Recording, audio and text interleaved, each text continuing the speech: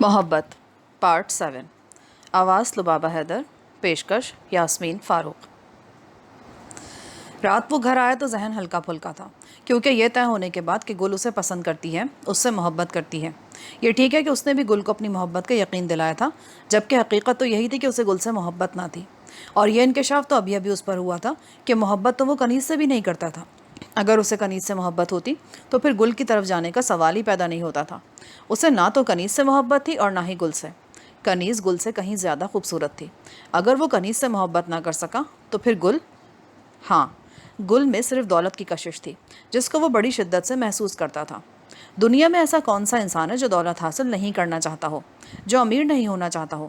وہ بھی یہ سب کچھ چاہتا تھا، اور قسمت ایسے در کبھی کبھی ہی کھولتی ہے، اور جمال بھی اس کھلے در میں داخل ہو گیا تھا، صرف اچھی زندگی کے لالچ میں، بغیر کچھ سوچے سمجھے۔ حالانکہ سوچنے کو بہت کچھ تھا۔ بوڑھی خالہ، جس نے ماں کے بعد محنت مزدوری کر کے اسے پڑھایا تھا، معصوم کنیز جو ہوش سنبھالنے کے بعد ہی سے اس کو اپنا سب کچھ سمجھنے لگی تھی، ان سب کو وہ بھول گیا تھا۔ ان کے احسانوں کو بھول کر اب وہ شادی ملتوی کرنے کی تدبیریں سوچ رہا تھا۔ کنیز سامنے بیٹھی چاول ڈش میں ڈال رہی تھی۔ کھانا وہ تینوں اکٹھے ہی کھاتے تھے۔ جمال کو اس وقت ذرا بھی بھوک نہ تھی، مگر جب خالہ نے اسے پکارا تو وہ اٹھ گیا۔ کھانا کھاتے ہوئے بھی وہ کنیز کو دیکھتا رہا، جس کے چہرے پر آج کل سرخی چھائی رہتی تھی۔ میرے انکار سے کنیز پر کیا گزرے گی؟ یہ خیال آتے ہی وہ کھانا چھوڑ کر اٹھ گیا۔ خالہ نے اسے روکنا چاہا، مگر وہ اپنے کمرے میں چلا آیا اور سگریٹ پھونکنے لگا۔ کھانے کے بعد جب کنیز چائے لے کر اس کے کمرے میں آئی تو جمال سوچ چکا تھا کہ اب کیا قدم اٹھانا ہے۔ بیٹھو کنیز۔ کنیز بیٹھ گئی اور جمال چائے پیتے ہوئے سوچنے لگا کہ بات کہاں سے شروع کرے۔ کچھ پریشان ہو؟ ہاں، لیکن کیوں پریشان ہو؟ کیا قرض نہیں مل رہا؟ ہاں، فی الحال قرض نہیں مل رہا۔ وہ لوگ کہتے ہیں 6-7 مہینے بعد ملے گا۔ تو اس میں پریشان ہونے کی کیا بات ہے؟ ہم فرنیچر نہیں بناتے؟ نہیں کنیز، میں ایسا سوچ بھی نہیں سکتا۔ یہ تمہاری خواہش ہے، جسے پورا کرنا میرے لیے بہت اہم ہے، اور میرے لیے تمہاری خوشی۔ چند دنوں سے دیکھ رہی تھی کہ تم بہت پریشان ہو۔ میں نہیں جانتی تھی کہ یہ سب کچھ میری وجہ سے ہے۔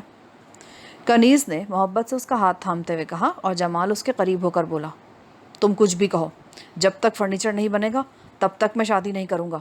ویسے بھی میں یہ سوچ رہا ہوں کہ اوپر 2 کمرے بنا کر ہم اوپر چلے جائیں اور نیچے والا حصہ کرائے پر اٹھا دیں۔ مگر کیوں؟ کنیز نے حیران ہو کر اس کو دیکھا۔ اس لیے جان کہ شادی کے بعد اخراجات بڑھیں گے۔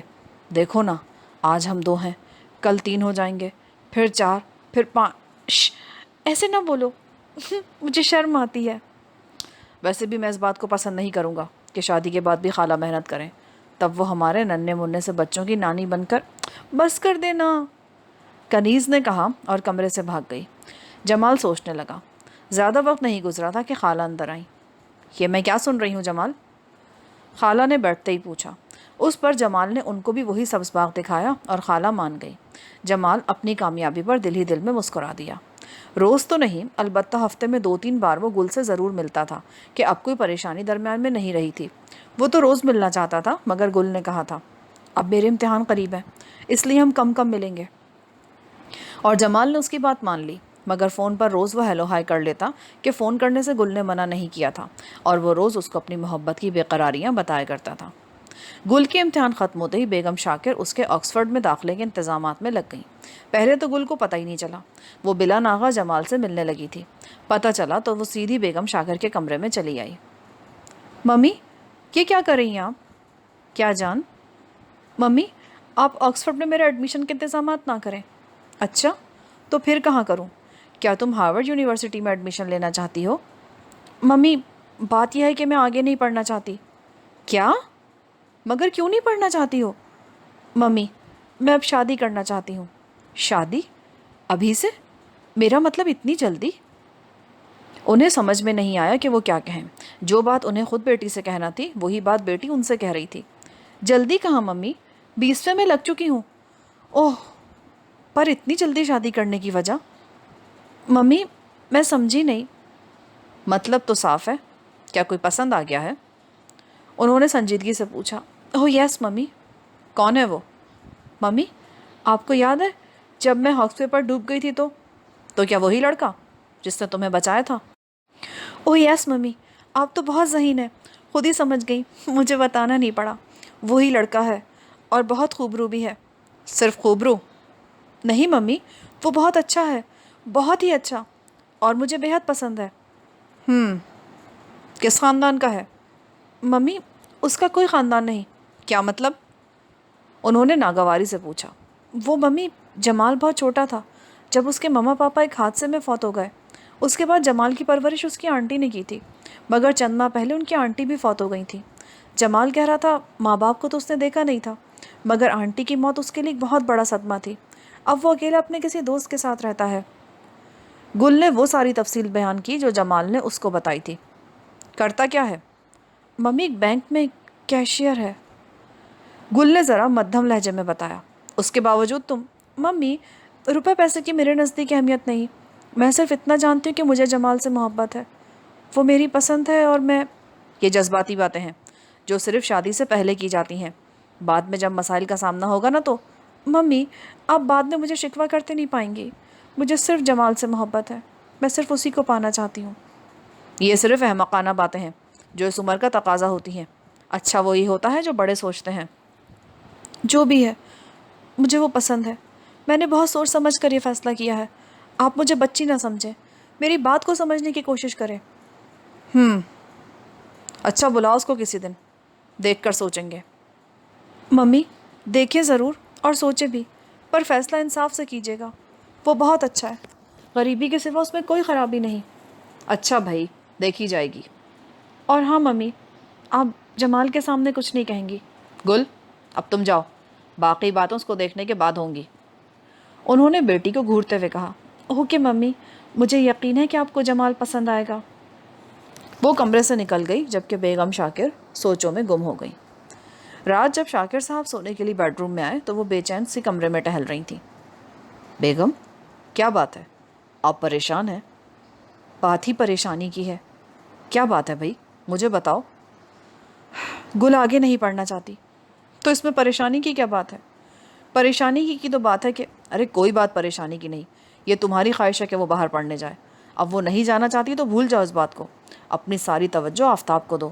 بیٹیاں تو ویسے بھی پرائی چیز ہوتی ہیں، جتنا پڑھ لیا اتنا ہی بہت ہے۔ آپ نے یہ نہیں پوچھا کہ وہ آگے پڑھنا کیوں نہیں چاہتی؟ بیگم شاکر نے غصے سے کہا۔ اب بتا دو، اس میں ناراض ہونے والی کیا بات ہے بھلا؟ وہ شادی کرنا چاہتی ہے۔ اچھا، آپ اس بات کو اتنا غیر اہم کیوں سمجھ رہے ہیں؟ تو یہ اتنی اہم کب ہے؟ سب لڑکیاں شادی کرتی ہیں۔ ہماری بیٹی بہت سمجھدار ہے، وہ جانتی ہے کہ وہ آگے نہیں پڑھ سکتی، تو پھر وقت برباد کرنے کا کیا فائدہ؟ بہتر ہے کہ شادی کر دی جائے۔ پہلے یا بعد شادی تو بہرحال کرنی ہے نا اس کی۔ اس نے اپنے لیے لڑکا بھی پسند کر لیا ہے۔ کون ہے وہ؟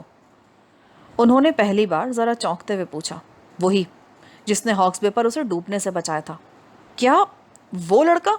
جی، وہی لڑکا۔ آپ گل کو تو جانتے ہی ہیں، وہ افسانوی دنیا میں رہتی ہے، ورنہ ضروری نہیں کاغذی ہیرو حقیقی زندگی میں بھی ہیرو ہی ہو، وہ ولن بھی ہو سکتا ہے، پر وہ بضد ہے کہ شادی کرے گی تو صرف اسی سے۔ بیگم شاکر نے ناراض لہجے میں کہا۔ کیا کچھ معلوم ہے کہ کس گھرانے کا ہے وہ؟ کرتا کیا ہے؟ خاندان میں تو آگے پیچھے والے سب مر کھپ چکے ہیں اس کے، بالکل اکیلا ہے، اور کسی بینک میں کیشیئر ہے۔ خوبصورت نوجوان ہے، اور اس کی یہی خوبی گل کو بھا گئی ہے۔ پھر تم نے کیا سوچا ہے اب؟ میں اس کی شادی کسی فقیر سے نہیں کر سکتی۔ دیکھو بیگم، غریبی کو اس کی خامی نہ بنانا۔ اگر وہ اچھا ہے اور اس میں آگے بڑھنے کا حوصلہ ہے تو ہو سکتا ہے کہ وہ اپنا کوئی نہ کوئی مقام بنا لے، کہ اکثر ایسا ہوتا ہے کہ سارے لوگ سونے چاندی کے چمچ لے کر منہ میں پیدا نہیں ہوتے۔ اس دنیا کی سب سے بڑی خرابی اور خامی یہی دولت ہے۔ جب اس کے پاس کچھ ہے ہی نہیں تو مقام کیسے بنائے گا؟ آپ خود اس کو سمجھانے کی کوشش کریں اور اس کو یہ بتا دیں کہ میں اس کی شادی یہاں نہیں کرنا چاہتی۔ تمہارا کیا خیال ہے، وہ مان جائے گی؟ میں نہیں جانتی، مگر اس کی بہتری اسی میں ہے کہ وہ اس لڑکے کے ساتھ شادی نہ کرے۔ تم نے لڑکا دیکھا ہے کیا؟ نہیں، مگر وہ جلد اس کو گھر لانے والی ہے۔ پھر بات ختم، پہلے لڑکا دیکھ لے، باقی باتیں بعد میں ہوں گی۔ پہلے سے ہی خود کو پریشان کرنے کا کیا فائدہ بیگم؟ آخر آپ سمجھتے کیوں نہیں؟ میرے لیے لڑکا کوئی اہمیت نہیں رکھتا، اس کو دیکھنا یا نہ دیکھنا میرے لیے ایک برابر ہے۔ میں اس کے ساتھ گل کی شادی کرنا ہی نہیں چاہتی۔ ویسے بھی آپ کی بہن آپا نیئر نے حماد کے لیے بات کی تھی، وہ کیا سوچیں گی؟ حماد جیسے پڑھے لکھے نوجوان کو چھوڑ کر ہم نے ایک معمولی حیثیت کے لڑکے کو ان پر اہمیت دی، یہ تو غلط بات ہے۔ تمہارے لیے تو اصل بات حیثیت کی ہے۔ ارے تو کیا نہیں ہونی چاہیے؟ ہونی چاہیے، مگر میں پھر کہتا ہوں کہ پہلے مجھے لڑکے کو دیکھ لینے دو. ویسے بھی اگر گل نے اس کے ساتھ شادی کرنے کا فیصلہ کر لیا تو وہ کبھی باز نہیں آئے گی. جب ایک کام ہونا ہی ہے تو پھر ذرا بہتر طریقے سے کیوں نہ کیا جائے. اب تم سونے کی کوشش کرو. ایک چیز مقدر بھی ہوتی ہے، اور گل کے مقدر میں جو اوپر والے نے لکھ دیا ہے وہی ہوگا. ویسے بھی میرا اس بات پر پختہ یقین ہے کہ جوڑے آسمانوں پر بنتے ہیں. اگر اوپر یہ فیصلہ ہو چکا ہے تو پھر ہمیں بھی خوش دلی سے اس کو قبول کرنا ہوگا. اب تم سو جاؤ. یہ کہہ کر وہ خود بھی لیٹ گئے، مگر بیگم شاکر جاگتی رہیں. تاہم وہ سمجھ رہی تھی کہ شاکر صاحب کی باتیں صحیح ہیں. ویسے بھی انہوں نے اپنے گھر کا ماحول جو شروع سے بنایا تھا وہ یہی تھا کہ ناپسندیدہ ہونے کے باوجود ایک دوسرے کی بات سنی جائے اور رائے کا خیال رکھا جائے. مگر یہ اتنی چھوٹی بات بھی نہیں تھی. یہ ٹھیک تھا کہ وہ غریب تھا، پر اس کا کردار کیسا تھا، چال چلن کیسا تھا. انہی سوچوں میں گم وہ نہ جانے کب سو گئیں. 2 دن بعد چھٹی کے روز گل نے ان کو بتایا کہ آج جمال سے پہر کی چائے ہمارے ساتھ پیے گا. بیگم شاکر جواب میں چپ رہیں. شاکر صاحب نے کہہ دیا تھا، اب انکار فضول ہوگا، بہتر ہے کہ ہاں کر دی جائے. سو وہ ان کی بات مان گئی تھیں. سپہر کی چائے لان میں پینے کا پروگرام بنا اور وہ سب اس وقت لان میں بیٹھے تھے. ملازم چائے کے برتن لگا رہے تھے. جمال ابھی تک نہیں آیا تھا. شاکر صاحب اخبار دیکھ رہے تھے اور بیگم شاکر فروخت کی باتیں سن رہی تھیں، جبکہ دھیان ان کا گل کی طرف تھا جو آفتاب سے باتوں میں مگن تھی مگر بار بار نظر گیٹ کی طرف اٹھ جاتی تھی. بیگم شاکر نے آفتاب کو بھی ساری بات بتا دی تھی اور اس نے بھی بہن کے حق میں یہ کہتے ہوئے فیصلہ دیا تھا، ماما شادی تو آپا کو کرنی ہے نا، اور شادی جمال سے ہونی ہے، اس کے خاندان سے نہیں. جہاں تک غریب ہونے کا سوال ہے تو یہ بھی آپا کا مسئلہ ہے. وہ چھوٹی نہیں ہے، اپنا اچھا برا خود سمجھ سکتی ہیں. آفتاب کی بات سننے کے بعد بیگم شاکر نے بادل ناخواستہ گل کے حق میں فیصلہ دے دیا تھا، مگر فی الحال گل کو کچھ نہیں بتایا تھا. وہ اب جمال کو دیکھنے کی رسمی کارروائی کے بعد ہی گل کو کچھ بتانا چاہتی تھی. ماما جمال آ گیا. گل کی بات پر وہ چونکی. پھر دیکھا گل بھاگ کر گیٹ کی طرف جا رہی تھی. اس نے کچھ دیر وہیں رک کر جمال سے بات کی، پھر اس کو ساتھ لے کر ان کی طرف چلی آئی. ماما یہ جمال ہے. بیگم شاکر نے گہری نظر جمال پر ڈالی. جدید تراش کے سرمئی 3 پیس سوٹ میں وہ کسی اچھے خاندان کا ہی نہیں بلکہ کسی رئیس خاندان کا فرد لگ رہا تھا. پرفیوم کی شاید ساری بوتلیں خود پر انڈیل کر آیا تھا کہ سارا لان خوشبو سے مہک اٹھا تھا. بیگم شاکر نے سوچا، اس سوٹ پر اس کی پوری تنخواہ خرچ ہوئی ہوگی. بیچارہ اپنے آپ کو ہمارے برابر کا بنا کے آیا ہے. ان کو سوچ میں گم دیکھ کر گل نے جمال سے کہا، جمال یہ میری ماما ہے، یہ پاپا اور یہ بھائی آفتاب. جمال نے دونوں سے مصافحہ کیا اور بیگم شاکر کو سلام کرتے ہوئے بیٹھ گیا. گل نے ملازمہ کو چائے لگانے کی اجازت دی اور خود بھی بیٹھ گئی. شاکر صاحب نے جمال کو بغور دیکھا، پھر پوچھا، کرتے کیا ہو برخوردار؟ حالانکہ بیٹھتے یہ سوال پوچھنا عجیب سا تھا. جی میں ایک بینک میں ملازم ہوں. جمال نے صرف اتنا کہا. کس پوسٹ پر ملازم تھا یہ نہ بتایا، اور شاکر صاحب ہوں کہہ کر پھر اخبار میں گم ہو گئے، جبکہ بیگم شاکر پھر چھوٹی فروخت کی طرف متوجہ ہو گئی تھیں. گل نے ممی پاپا کے رویے کو دیکھتے ہوئے آہستہ سے آفتاب سے کہا، تم ہی کوئی بات کرو، وہ کیا سوچے گا، کیسے بد اخلاق لوگ ہیں. میں کیا بات کروں؟ آفتاب نے لاپرواہی سے شانے اچکاتے ہوئے جمال کو دیکھتے ہوئے اونچی آواز میں کہا. گل نے دانت پیس کر اسے دیکھا. اتنے میں ملازمہ نے چائے بنا کر سب کے سامنے رکھ دی. چائے کے ساتھ سموسے، پکوڑے اور کئی دوسرے لوازمات تھے. پاپا چائے. گل نے ان کے ہاتھ سے اخبار پکڑتے ہوئے کہا، اوہ اچھا ٹھیک ہے. انہوں نے کپ پکڑا اور جمال کو دیکھتے ہوئے بولے، ہاں بھائی رہتے کہاں ہوں؟ اپنے ایک دوست کے ساتھ. جمال نے کپ کو اٹھاتے ہوئے کہا. وہ گول مول جواب دے رہا تھا. وہ سب جانتے ہوئے بھی پھر پوچھ رہے تھے، ان کا مطلب علاقے سے ہے، یعنی کس جگہ رہتے ہو؟ بیگم شاکر نے کہا. پتہ نہیں یہ طنز تھا یا وہ وہی کہنا چاہتی تھی جس کو جمال جان بوجھ کر سمجھنا نہیں چاہتا تھا. جی کورنگی سائڈ پر. مما میں چلتا ہوں، ایک دوست سے ملنا ہے. آفتاب بغیر چائے پی اٹھ کر جمال کو دیکھتے ہوئے چلا گیا. اس کے جانے کے بعد چائے سے فارغ ہوتے ہی بیگم شاکر نے گل سے کہا، اب ہم بھی اٹھتے ہیں، ابھی ایک پارٹی میں ہمیں جانا ہے بیگم امان کے ہاں، کچھ تیاری کروں گی، چلیں آپ بھی اٹھیں. انہوں نے شاکر صاحب سے کہا اور وہ دونوں چلے گئے. اب لان میں صرف گل، فروخت اور جمال رہ گئے تھے. یہ کون ہے؟ جمال نے فروخت کی طرف اشارہ کیا جو اپنے فراک پر لگے پھول سے کھیل رہی تھی. یہ آپ کی سسٹر ان لا ہے، فروخت صاحبہ. گل نے بہن کو پیار سے اٹھاتے ہوئے کہا، تم نے رشتہ بھی جوڑ دیا، جبکہ تمہارے ممی پاپا کا رویہ، وہ مجھے دیکھ کر خوش نہیں ہوئے. اور تمہارا بھائی؟ جمال نے افسردگی سے کہا۔ گل، اگر ان لوگوں نے انکار کر دیا تو؟ جان، اب تو تمہارے بغیر رہنے کا تصور بھی نہیں کر سکتا میں۔ پلیز تم کچھ کرو ورنہ میں اپنی جان دے دوں گا۔ ارے آفتاب کو اپنے دوست سے ملنے جانا تھا، وہ اس لیے اٹھ کر گیا ہے۔ باقی ممی پاپا میری بات نہیں ٹالتے، مگر وہ ناراض ہیں کہ میں نے غریب کا ہاتھ کیوں تھاما ہے، اور اس بات پر ان کی ناراضگی فطری بات ہے۔ ہر ماں باپ کی خواہش ہوتی ہے کہ ان کی اولاد اچھے، میرا مطلب اونچے گھر میں جائے۔ تو پھر اب کیا ہوگا؟ جمال نے پریشانی سے پوچھا۔ ارے آپ گھبراتے کیوں ہیں؟ وہ لاکھ ناراض ہوں مگر فیصلہ میرے ہی حق میں ہوگا۔ میں نے آپ کو اپنے گھر کے ماحول کے بارے میں بتایا تو تھا۔ ہم ناپسند ہونے کے باوجود ایک دوسرے کی رائے کا احترام کرتے ہیں، اسی لیے فیصلہ میرے ہی حق میں ہوگا۔ زندگی مجھے گزارنی ہے، ممی پاپا کو نہیں۔ آپ گھبرائے نہیں، سمجھے آپ کے حق میں فیصلہ ہو چکا۔ ایک بار فیصلہ تو ہو جائے، پھر بتاؤں گا ان ذلیل لوگوں کو۔ جمال نے دل ہی دل میں کھولتے ہوئے سوچا، آپی یہ کون ہے؟ فاروق نے جمال کو دیکھتے ہوئے پوچھا۔ اس وقت اس کی عمر 5 سال تھی۔ یہ آپ کے بھائی جان ہیں؟ گل نے اسے جمال کی گود میں دے دیا اور جمال بھی اوپری دل سے پیار کرنے لگا۔ پھر کچھ ہی دیر بعد وہ اجازت لے کر چلا آیا کہ مزید بیٹھنا اس کے خیال میں فضول ہی تھا۔ گل نے روکنا چاہا پر وہ رکا نہیں۔ پہلے تو جمال نے سوچا تھا کہ وہ گل سے خفیہ طور پر شادی کرے گا اور کنیز کی شادی بعد میں کسی اور اچھے سے گھر میں کر دے گا، مگر یہاں اپنی پذیرائی دیکھ کر اس نے سوچا اس کو کنیز سے ہی شادی کر لینی چاہیے تھی۔ کنیز اس کی کزن تھی، تاہم اگر گل کے ماما پاپا مان جاتے تو پھر گل سے بھی شادی کر لیتا۔ ابھی کیا بگڑا ہے؟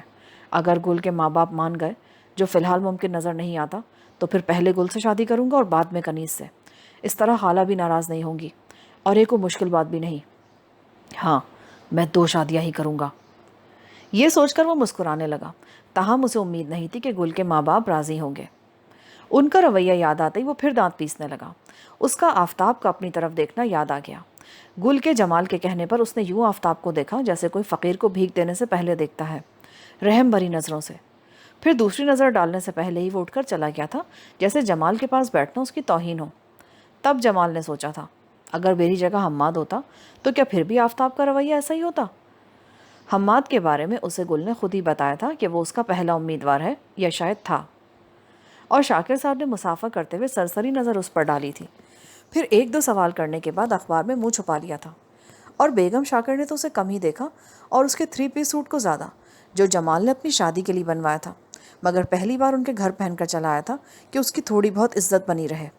مگر جب بیگم شاکر مسلسل اس کے سوٹ کو ہی دیکھتی رہیں تو جمال کا جی چاہ رہا تھا کہ بھاگ کر جائے اور سوٹ بدل کر اپنی حیثیت سے ملتا جلتا سوٹ پہن کر آئے، مگر افسوس وہ اٹھ کر نہیں جا سکتا تھا۔ صاف پتہ چلتا تھا کہ جمال ان کو پسند نہیں آیا، مگر پھر بھی وہ چپ سے تھے، شاید گل کی وجہ سے۔ جمال نے سوچا، ذرا شادی تو ہو لے، پھر بتاؤں گا کسی کو حقیر سمجھنے کا مطلب کیا ہوتا ہے۔ کس سے کہہ رہے ہو؟ کنیز نہ جانے کب اس کے پاس آ کے کھڑی ہو گئی۔ کیا کہہ رہا تھا؟ کچھ نہیں۔ بیٹھو، اب کھڑی کیوں ہو؟ بیٹھ کر کیا کروں گی؟ ارے بھائی ہوا کیا ہے؟ کیوں ناراض ہو مجھ سے؟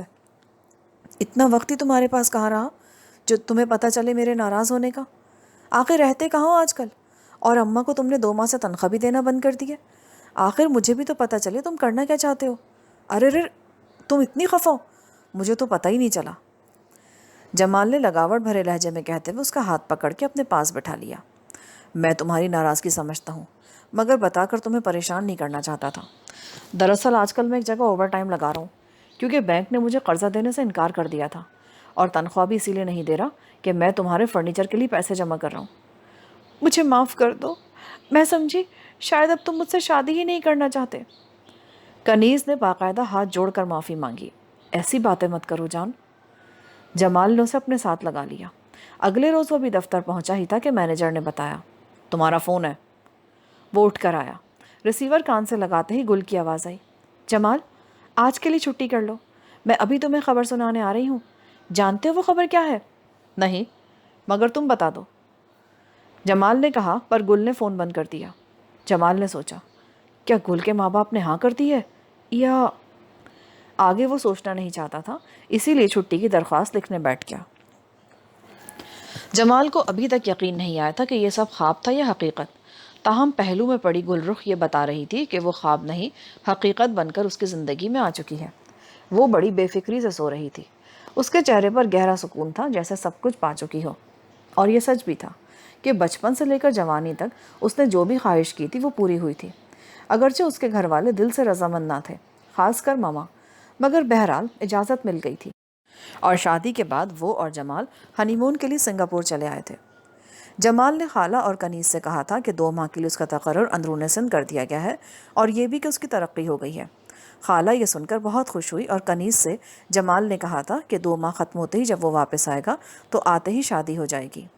کنیز رونے کی بجائے ضبط کی کوشش کر رہی تھی. جمال کی بات سن کر وہ بولی، چھٹی لے کر نہیں آیا کرو گے؟ نہیں میری جان، اس جاب میں چھٹی نہیں ہے. جمال نے مکاری سے دل ہی دل میں مسکراتے ہوئے کہا، اور پھر کنیز کی کوئی بات مزید سنے بغیر آفتاب ہاؤس چلا آیا کہ شادی کی تمام رسوم وہیں انجام پانی تھی. اور اب جب کہ صبح ان کی واپسی تھی، وہ کنیز کا سوچ رہا تھا کہ وہ اس کی جدائی میں کتنی پریشان اور بے قرار ہوگی، کیونکہ وہ 2 ماہ کا کہہ کر آیا تھا، جبکہ اب تو پورے 3 ماہ ہو رہے تھے. گل کا پروگرام تو اب بھی واپس جانے کا نہ تھا، مگر وہ خود ہی کنیز کے خیال سے رکنا نہیں چاہتا تھا. جمال نے سوچ لیا تھا کہ یہاں سے جاتے ہی وہ وقت ضائع کرنے کے بجائے خالہ سے کہہ کر نہایت خاموشی سے کنیز سے نکاح کر لے گا، اور گل رخ کو کانوں کان خبر بھی نہ ہوگی. کہاں کلفٹن اور کہاں لالو کھیت. ویسے بھی کنیز گھر میں رہنے والی لڑکی تھی، اس کو بھی گل کے بارے میں کچھ پتہ نہیں چل سکتا تھا، اور نکاح ہو جانے سے خالہ کی پریشانی بھی دور ہو جاتی. یہی سب کچھ سوچتے سوچتے وہ خود بھی لیٹ گیا. اگلی صبح وہ پروگرام کے مطابق پاکستان واپس آ گئے تھے. ایئرپورٹ پر ڈرائیور گاڑی لیے ان کا منتظر تھا. ایئرپورٹ سے وہ آفتاب ہاؤس آئے. سب سے ملنے کے بعد جمال نے ایک ضروری کام کا بہانہ بنا کر گاڑی لی اور لالو کھیت کنیز سے ملنے چلا آیا. گاڑی اس نے گھر سے کچھ فاصلے پر روکی اور پیدل گھر کی طرف چل پڑا. دروازے پر دستک دے کر جمال نے ایک طویل انگڑائی لی اور کنیز کا سوچ کر مسکرانے لگا. وہ یقیناً 1 ماہ لیٹ آنے پر ناراض ہوگی. خیر کوئی بات نہیں، منا لوں گا. 2-3 بار دستک دینے پر قدموں کی آہٹ سنائی دی. پھر دروازہ کھلا اور کنیز اس کو یوں حیرت سے دیکھنے لگی جیسے زندگی میں پہلی مرتبہ دیکھ رہی ہو. دیکھنے کو تو جمال کو بھی اس پر حیرت ہو رہی تھی. وہ پہلے سے کچھ کمزور ہو گئی تھی اور بجھی بجھی سی لگ رہی تھی. جمال نے پرسکون ہو کر سوچا، اس کی یہ حالت میری جدائی نے بنائی ہے. یہ سوچتے ہی اسے کنیز پر بے اختیار پیار آ گیا. اس طرح کیا دیکھ رہی ہو؟ اب 3 ماہ میں میری شکل اتنی بھی نہیں بدل گئی کہ تم یوں آنکھیں پھاڑ پھاڑ کر دیکھنے لگو. اس کی بات سن کر کنیز چونکی اور فوراً واپس مڑ گئی. جمال نے اندر داخل ہو کر دروازہ بند کیا اور دونوں بازو پھیلا کر محبت سے کنیز کی طرف بڑھا. اوہ کنیز، تم نہیں جانتی تمہاری جدائی میں کتنا پریشان رہا ہوں. کنیز نے اس کی بات سن کر کہا اور بھاگ کر اپنے کمرے میں چلی گئی اور دروازہ بند کر لیا. جمال جہاں تھا وہیں رک کر بند دروازے کو دیکھنے لگا اور پھر طویل سانس لے کر جیسے اپنے آپ سے کہنے لگا، ناراض ہے، 2 کے بجائے 3 ماہ جو لگا دیے. اور پھر یہاں سے جاتے وقت کنیز نے کہا تھا کہ اپنی خیر خیریت کے خط لکھتے رہنا. اب پاکستان میں ہوتا تو خط لکھتا نا. وہ بے دلی سے کمرے کے باہر کھڑا اونچی آواز میں بولا، ارے کنیز، مانتا ہوں کہ تم بہت ناراض ہو، اور یہ میری غلطی ہے کہ تمہارے کہنے کے باوجود خط نہ لکھ سکا اور 2 ماہ بعد بھی نہ سکا. مگر ناراض ہونے سے پہلے میری بات تو سن لو، پھر خود ہی فیصلہ کرنا کہ میں صحیح کہہ رہا ہوں یا غلط. جواب میں خاموشی رہی. جمال نے سوچا کچھ زیادہ ہی ناراض لگتی ہے، خیر دیکھوں گا. پھر اپنے پیچھے قدموں کی آہٹ سن کر مڑا تو خالہ انسلے کپڑوں کی گٹھری سر پر لیے آ رہی تھی. جمال کو دیکھ کر وہ بھی حیران ہو گئی. پھر گٹھری سر سے اتار کر زمین پر رکھتے ہوئے خود بھی بیٹھ گئی. جمال ان کے قریب آیا، سلام کیا. خالہ، کہاں سے آ رہی ہیں آپ؟ دیکھ تو رہے ہو، سلائی کے کپڑے دینے اور لینے گئی تھی. خالہ نے تھکی تھکی اور سپاٹ آواز میں کہا. اور سنائیں، سب ٹھیک تو ہے نا؟ ہاں اللہ کا شکر ہے، یہاں سب ٹھیک ہے. خالہ نے تھکے ہوئے لہجے میں کہا. خالہ، میں نے آپ کو منع بھی کیا تھا کہ اب آپ کام نہ کریں، پر آپ مانتی ہی نہیں. ارے بیٹا، جب تک زندہ ہوں تب تک تو یہ سلسلہ چلتا ہی رہے گا. تم بتاؤ، سب ٹھیک ٹھاک رہا؟ ہاں خالہ، سب ٹھیک رہا. اب ہم پھر یہاں آ گئے ہیں، میرا مطلب میں آ گیا ہوں. یہ تو بہت اچھا ہوا. ہاں خالہ، اچھا تو ہوا، اور اب میں چاہتا ہوں اب شادی کی تیاری کریں. میرا خیال ہے یہ اتوار ٹھیک رہے گا. جمال نے گویا ان کو خوش کرنے کی کوشش کی کہ کنیز کی طرح ان کا موڈ بھی کچھ زیادہ خوشگوار نہیں لگ رہا تھا. کس کی شادی؟ خالہ نے بے حد اجنبی نظروں سے اس کو دیکھا. میری اور کنیز کی شادی؟ اب تو میرے پاس روپے بھی بہت ہیں، فرنیچر بنا بنایا لے آئیں گے. باقی اگر آپ زیور اور بنانا چاہیں تو مجھے کوئی اعتراض نہیں، آخر اپنے باپ پر ہی گئے ہو نا۔ ارے خون کا بھی تو اثر ہونا ہی تھا۔ خالہ نے تب کر کہا۔ کیا مطلب؟ جمال حیران ہوا۔ اب مطلب بھی مجھ سے پوچھتے ہو؟ ارے ایک شادی تو تم گل رخ کے ساتھ کر کے ہنی مون پر ملک سے باہر گئے تھے، اب دوسری کر کے میری بیٹی کی زندگی برباد کرنا چاہتے ہو؟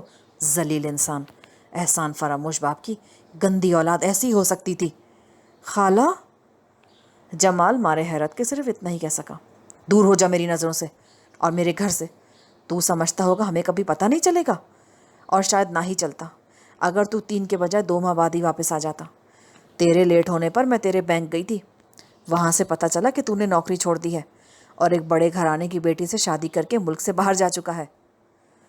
خالہ نے ایک ہی سانس میں ساری کہانی کہہ سنائی اور جمال کو بھی کنیز کی ناراضگی کی وجہ اب سمجھ میں آئی۔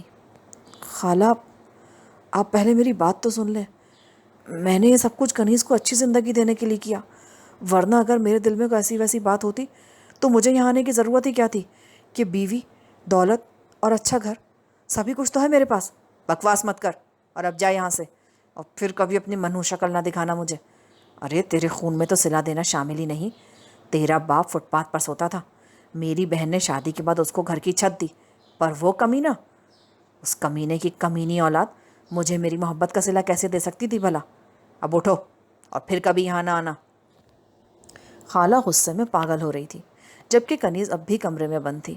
ماں کے آنے پر بھی وہ باہر نہیں آئی تھی۔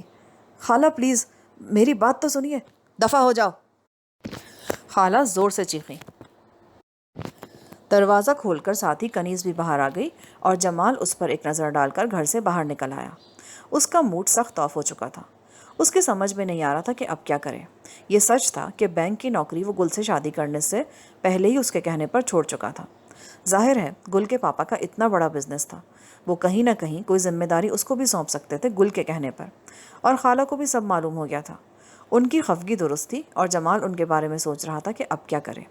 بہت سوچنے کے بعد اس کی سمجھ میں یہی آیا کہ دونوں ماں بیٹی غصے میں ہیں، پھر کسی دن آ کر وہ ان کو سمجھانے کی کوشش کرے گا، بلکہ کنیز سے ساری بات کرے گا اور وہ ضرور مان جائے گی۔ یہ سوچ کر وہ مطمئن ہو گیا۔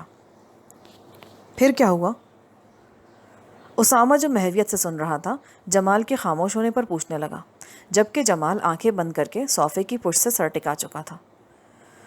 پھر وہ ہوا جو نہیں ہونا چاہیے تھا، وہ بڑبڑایا، شاید بے دہانی میں۔ کیا مطلب؟ جمال نے آنکھیں کھول کر ایک دم اسامہ کو دیکھا۔ پھر وہی ہوا جو ہونا تھا۔ میں نے بعد میں اکیلے میں کنیز کو اپنی بات سمجھانے کی پوری کوشش کی کہ یہ سب میں نے صرف اس کی خوشیوں کے لیے کیا ہے، پر وہ نہ مانی۔ وہ مجھ سے شدید نفرت کا اظہار کرنے لگی تھی۔ اس کے باوجود میں اس کو اپنانا چاہتا تھا، اس لیے ہفتے میں ایک چکر ضرور لگاتا، اور میرے اس چکر کی وجہ سے وہ دونوں ماں بیٹی مکان فروخت کر کے نہ جانے کہاں چلی گئیں کہ میری تلاش کے باوجود پھر کبھی وہ مجھے نہ مل سکی۔ اور گل تو اب میرے ساتھ ہے، اور جب تک مر نہیں جاتی تب تک میرے ساتھ ہی رہے گی، جمال نے قدرے تلخی سے کہا۔ اسامہ سوچنے لگا، یہ کہانی ادھوری ہے، پوری نہیں۔ جمال نے گل رخ کے مما پاپا کے بارے میں تو کچھ بتایا ہی نہیں۔ بہت سوچنے کے بعد اس نے پوچھا، جمال صاحب شادی کے بعد آپ نے رہائش کہاں رکھی تھی؟ یہ تو آپ نے بتایا ہی نہیں۔ وہی آفتاب ہاؤس میں، بیگم شاکر کے کہنے پر ہم لوگ اوپر والے حصے میں شفٹ ہو گئے تھے۔ اصل میں شاکر صاحب نے اپنی عزت کے لیے مجھے اپنا امریکہ سے آیا ہوا ایک رشتہ دار قرار دے دیا تھا، اسی لیے شادی کی تمام رسومات آفتاب ہاؤس میں انجام پائی تھیں۔ آپ کو گل رخ سے واقعی محبت تھی یا آپ نے محض دولت کے لیے؟ محبت ایک فضول چیز ہے، یہ میں اب سمجھا ہوں۔ گل اور کنیز، ان سے محبت ہرگز نہیں۔ یہ دونوں میری نظر میں صرف عورتیں ہیں جو مرد کے دل کو بہلانے کے لیے بنائی گئی ہیں۔ بہت خفا لگتے ہیں آپ گل رخ سے، کیا شادی کے بعد ان کا رویہ درست نہیں رہا تھا آپ کے ساتھ؟ اسامہ نے ایک بار پھر بات جاری رکھنے کی خاطر پوچھا۔ گل؟ ارے اس کی اہمیت ہی کیا ہے میرے سامنے، لڑکی چھوٹے گھر کی ہو یا بڑے گھر کی، شادی کے بعد اس کی حیثیت صرف ایک بیوی بلکہ شوہر کی ذاتی ملازمہ کسی ہو جاتی ہے۔ گھر سنبھالنا، بچے پیدا کرنا اور پالنا، شوہر کی خدمت کرنا۔ کوئی عورت شوہر کے سامنے فضول بکواس نہیں کر سکتی، شوہر اگر مرد ہو، زن مرید نہیں تو۔ جمال رکا، پھر قدرے ناگواری سے بولا، اس خاندان میں شامل میں صرف یہ سوچ کر ہوا تھا کہ دولت حاصل کرنے کا حق مجھے بھی تھا، ٹھاٹ کی زندگی گزارنے کا حق مجھے بھی حاصل تھا۔ ہر انسان کی یہ خواہش ہوتی کہ وہ اچھی زندگی بسر کرے۔ اگر میں نے خواہش کر لی تو کیا برا کیا، اور پھر کسی غلط طریقے سے تو یہ کوشش نہیں کی تھی۔ مگر افسوس کہ ان لوگوں نے مجھے عزت نہ دی۔ جب میں پہلی بار گل کے کہنے پر ان کے ہاں آیا، تب آفتاب نے جو ایک عامیانہ سی نظر مجھ پر ڈالی تھی نا، وہ ایک تیر کی طرح میرے دل پر لگی تھی۔ میں آج تک اس نظر کو نہیں بھولا، اور اپنی اسی نظر کی سزا آفتاب اب بھگت رہا ہے۔ اور شاکر صاحب کس قدر بے نیازی سے مجھ سے ملے تھے، جیسے میں انسان نہ ہوں۔ اگر ان کے معیار کا کوئی داماد ہوتا تو کیا وہ اسی طرح مجھ سے ملتے؟ ذلیل لوگ جو صرف روپے کو سامنے رکھ کر انسان سے ملتے ہیں، اور یہی روپیہ میرے پاس نہ تھا۔ وہ پہلی ملاقات مجھے نہیں بھولتی۔ آفتاب اور شاکر صاحب کے بعد بیگم شاکر نے تو کمینے پن کی حد ہی کر دی۔ وہ بجائے میرے سوٹ کو بغور دیکھ رہی تھیں، جو میں نے کنیز کے ساتھ اپنی شادی کے لیے اپنی حیثیت سے بڑھ کر سلوایا تھا۔ وہ چپ ہو گیا اور دیر تک خلاؤں میں گھورتا رہا۔ یہاں پر پارٹ 7 کا اختتام ہوتا ہے۔ آگے کہانی سننے کے لیے پارٹ 8 سماعت فرمائیں۔